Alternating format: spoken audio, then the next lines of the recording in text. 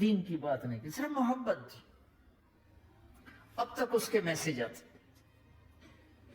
کہ میں زندگی میں کسی سے متاثر نہیں ہوا، تم پہلے آدمی ہو جس سے میں متاثر ہوں، میں نے کوئی جادو کیا، صرف محبت. لوگوں کو محبت دو، قریب ہوں. میں جب گیا بڑی مشکل سے اللہ نے، ملاقات کا کوئی راستہ ہی نہیں تھا، وہ مجھے نہیں جانتا تھا، میں اسے نہیں جانتا تھا، تو کوئی موقع نہیں مل رہا تھا ملاقات کا. تو اللہ نے شاہد آفریدی کو بھیج دیا. شاہد آفریدی اس کی دوستی تھی، ہمارا جو کرپٹر ہے. میں نے اس سے فون پر کہا یار میری ملاقات تو کروا. اس نے ملاقات کروائی. تو اس نے مجھے کہا آدھا گھنٹہ ہے، آدھا گھنٹہ. جب میں پہنچا میکسیمم پونا گھنٹہ، میں نے کہا ٹھیک. میں گیا تو وہ سہما ہوا چہرہ کہ بھائی مولانا آ گیا، پتہ نہیں کیا کہیں گے، بھائی یہ تو کیا کر رہا ہے، تو حرام کر رہا ہے، ناچ رہا ہے، گا رہا ہے، توبہ کر، ابھی تیرے لیے دوزخ کا فیصلہ ہو جائے. پتہ نہیں کیا ہوا، وہ ڈرا ہوا سہما ہوا تھا. تو میرا ایک دور کالج لائف تھا. میرے اللہ نے مجھے ہدایت دی اور میں 3 دن کے لیے میں اس دوست کو، اس کی نسلوں کو دعائیں دیتا ہوں جو مجھے زبردستی پکڑ کے لے گیا. نہ میرا تبلیغ سے کوئی تعلق، نہ واسطہ، نہ میں کوئی ان سے متاثر.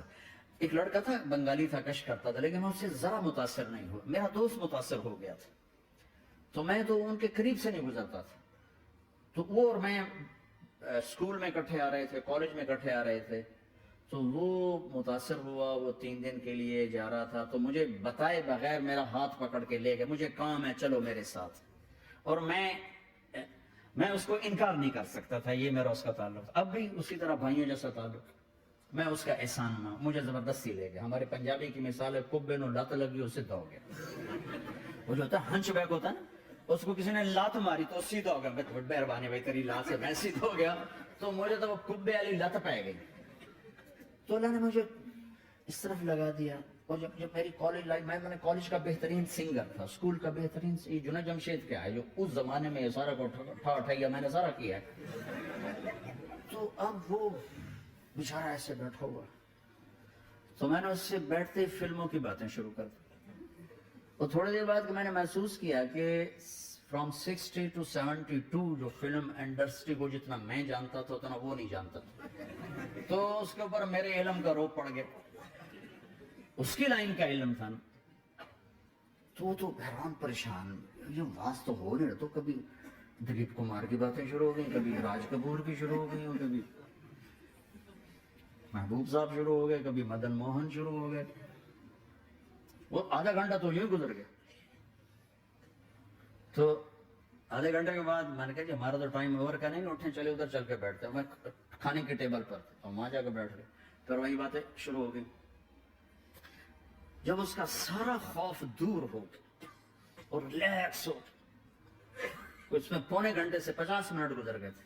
تو پھر میں نے کہا عامر بھائی آپ حج پہ آئے ہیں، اگر آپ اجازت دیں تو آپ کو اپنے نبی کا حج سناؤں. کہنے لگے ہاں جی ضرور سنائیے. پھر میں 1.25 گھنٹہ بولتا رہا اور وہ ایسے کر کے یہاں سے وہ یوں نہیں ہوا.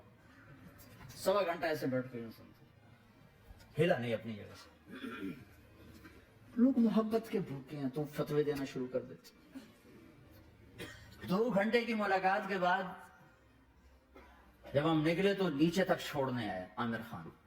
حج کے بعد میں نے کہا ایک ملاقات اور ہو جائے گا، ضرور ہوگی. پھر اس کا میسج آیا کہ میں مدینے چلا گیا ہوں، معذرت چاہتا ہوں. میں نے کہا میں مدینے آ جاؤں گا، میں مدینے پہلے ہو آیا تھا حج سے پہلے.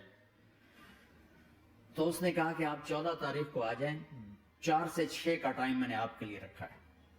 تو میں، جنید اور ایک اور ساتھی ہم دوبارہ وہاں چلے. 4 بجے 4:15 ہم اس کے ساتھ ہماری سٹنگ شروع ہوئی. 4:15 سے 10:15 تک 6 گھنٹے مسلسل. اور اس کے ماتھے پہ ذرا نشان نہیں آیا کہ میں بور ہو رہا ہوں. اور اس کے بعد ہم اٹھے، اس کا جی نہیں چاہ رہا تھا کہ ہم اٹھ کے چلے جائیں. محبت.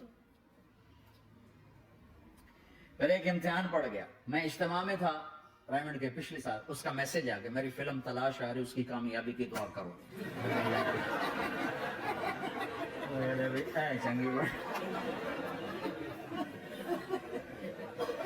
اب کیا کروں، جواب دینا بھی ضروری، دعا بھی نہیں ہو سکتی، کیا کروں. تو جب وہ میسج آیا تو میرے سامنے کوئی 10-12 علماء بیٹھے تھے. میں نے کہا بھائی یہ میسج ہے، اس کا جواب دو۔ کہا جی یہ ہمارا فیلڈ نہیں تمہارا ہے، تو ہی جواب دے۔ میں سارا دن سوچتا رہا، مجھے کوئی جواب سمجھ میں نہیں آیا کہ جان بھی بچ جائے، جواب بھی چلا جائے۔ تو اگلا دن بھی گزر گیا، مجھے کچھ سمجھ میں نہیں آیا۔ میں عصر کا وضو کر رہا تھا، ایک دم اللہ نے ایک مضمون دل میں ڈالا، تو میں نے فوراً بیٹھ کے اس کو میسج کیا کہ عامر بھائی، جو کریٹو ہوتا ہے نا ذہن، یہ اللہ کسی کسی کو دیتا ہے، تخلیقی ذہن یہ اللہ تعالیٰ کسی کسی کو دیتا ہے، ہر ایک کو نہیں دیتا، اور یہ اللہ کی بہت بڑی عطا ہوتی ہے۔ اور میں نے تمہارے ساتھ جو وقت گزارا اس میں نے دیکھا کہ اللہ نے تمہیں تخلیقی ذہن دیا ہے، تم کریٹر ہو۔ اور جو لوگ اس ٹائپ کے ہوتے ہیں وہ کامیابی ناکامی کی پرواہ نہیں کرتے، وہ اپنے کام سے کام رکھتے ہیں۔ آپ کا بھائی تو فوراً اس کا میسج آیا، آپ ٹھیک کہہ رہے ہیں، آپ ٹھیک کہہ رہے ہیں۔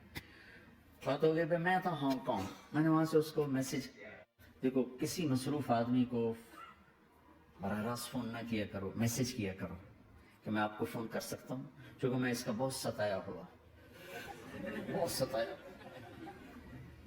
تو میں نے اسے میسج کیا کہ میں طارق جمیل ہانگ کانگ میں آپ کو فون کر سکتا ہوں، میں آپ کو فون کر سکتا ہوں۔ میں ہمیشہ اسے، اب بھی میرا فون پہ رابطہ ہے، میں پہلے اسے میسج دیتا ہوں میں آپ کو فون کر سکتا ہوں، اگر اس کا جواب نہ ہے پھر میں نہیں کرتا ہوں۔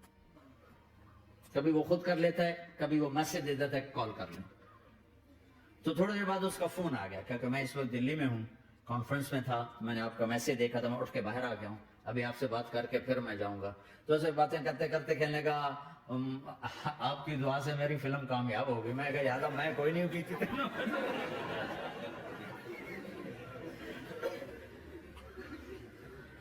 بھائیو محبتیں بانٹو، نفرتیں تو پہلے ہی بہت پھیل چکی۔